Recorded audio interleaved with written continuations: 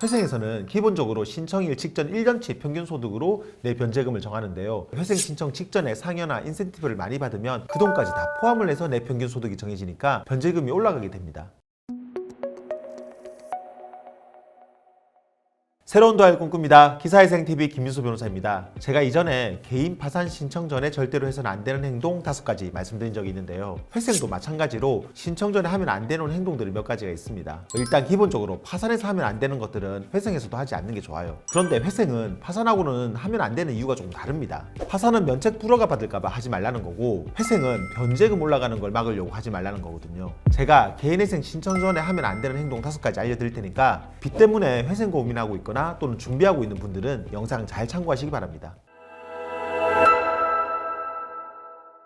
개인회생 신청 전에 해서는 안 되는 행동 첫 번째는 신규 대출 받는 겁니다. 보통 회생 신청 직전까지도 기존 빚 갚으려고 신규 대출 받고 막 그러는 분들 계시는데, 회생하겠다고 마음먹었으면 굳이 그럴 필요 없어요. 어차피 회생하면 빚 안 갚아도 됩니다. 혹시 연체된 상태에서 회생 들어가면 어떤 불이익이 있을까봐 어떻게든 연체 막으려는 분들 계시는데, 연체됐다고 해서 회생해서 불이익 받고 그러는 거 전혀 없습니다. 당장 쓸 생활비가 없어가지고 대출 받는 거라면 어쩔 수가 없겠지만, 그게 아니라 기존 빚 갚으려고 빌리는 거는 회생하려는 분들이 해서는 안 될 행동입니다. 최근 대출에 대해서는 법원에서 꼼꼼하게 조사하기 때문에 이런 게 있으면 까딱하다가는 변제금만 올라갈 수가 있어요. 그러니까 회생하려고 마음먹었다면 신규 대출은 받지 않는 게 좋습니다. 두 번째는 회생 신청 직전에 신용카드 왕창 쓰는 건데요. 회생하더라도 카드 한 달 남아있으면 한도 내에서는 물건도 사고 해외여행 가는 것도 괜찮다고 잘못 알고 있는 분들이 계세요. 그런데 이걸 상식적으로 생각해 보세요. 회생 직전에 앞으로 갚지 않을 카드로 이렇게 물건 사고 하면 법원이나 카드사에서 가만히 있을까요? 절대로 가만히 안 있습니다. 이런 거 하나하나가 다 청산가치 문제가 돼가지고 내 변제금을 올리는 원인이 돼요. 게다가 카드사는 이의 신청도 많이 하기 때문에 이렇게 신청 직전에 카드 막 쓰면 거의 10중 팔고 이의가 들어옵니다. 그러면 아무래도 회생 진행이 까다롭고 복잡해질 수밖에 없어요. 그러니까 카드는 한도가 남았더라도 진짜 꼭 필요한 생활비 아니면 함부로 쓰면 안 됩니다. 세 번째는 회생 직전에 연봉이 높은 곳으로 이직을 하거나 또 아니면 기존 직장에서 연봉 협상을 통해서 연봉을 올리는 일은 하지 않는 게 좋습니다. 그리고 혹시 신청 직전에 상여나 성과급 받을 게 있다면 그것도 미룰 수 있다면 미루는 게 좋아요. 회생에서는 기본적으로 신청일 직전 1년치 평균 소득으로 내 변제금을 정하는데요. 이렇게 회생 신청 직전에 상여나 인센티브를 많이 받으면 그 돈까지 다 포함을 해서 내 평균 소득이 정해지니까 변제금이 올라가게 됩니다. 그리고 이직이나 연봉 협상으로 급여가 오르면 경우에 따라서는 회생위원이 직전 1년 평균 소득이 아닌 신청 직전에 오른 그 연봉으로 소득을 잡아버릴 수도 있어요. 그렇게 되면 마찬가지로 내 변제금이 올라가게 되는 거죠. 그러니까 가급적이면 신청 직전에는 소득을 굳이 더 올리는 일은 하지 않는 게 좋습니다. 그래야 변제금을 줄일 수가 있습니다. 네 번째는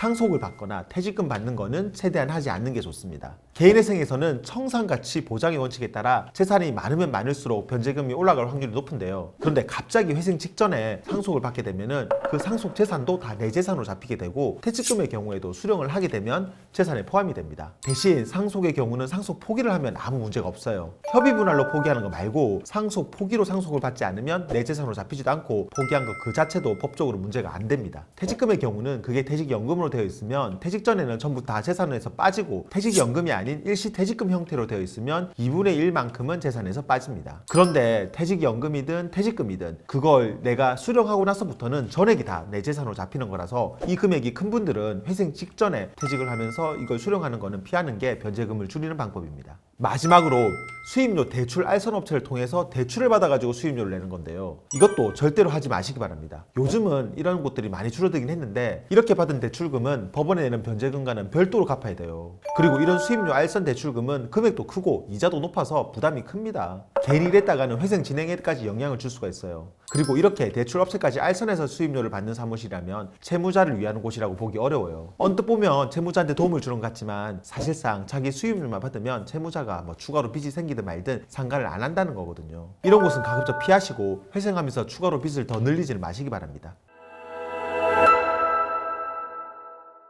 오늘은 개인회생할 때 절대로 해서는 안 되는 행동 5가지 말씀을 드렸는데요. 이것만 잘 지켜도 불필요한 이의 신청이나 변제금 올라가는 일은 막을 수가 있어요. 무난하고 안정적으로 회생을 통과하고 싶은 분들은 오늘 말씀드린 내용 꼭 기억하셨으면 좋겠습니다. 영상 도움되었다면 구독과 좋아요 그리고 알림 설정 부탁드리고요. 추가로 궁금한 점 있으면 아래 댓글이나 법무법인 김앤파트너스로 전화 주시면 친절히 답변 드리겠습니다. 다음에도 더 좋은 주제로 찾아뵙겠습니다. 감사합니다.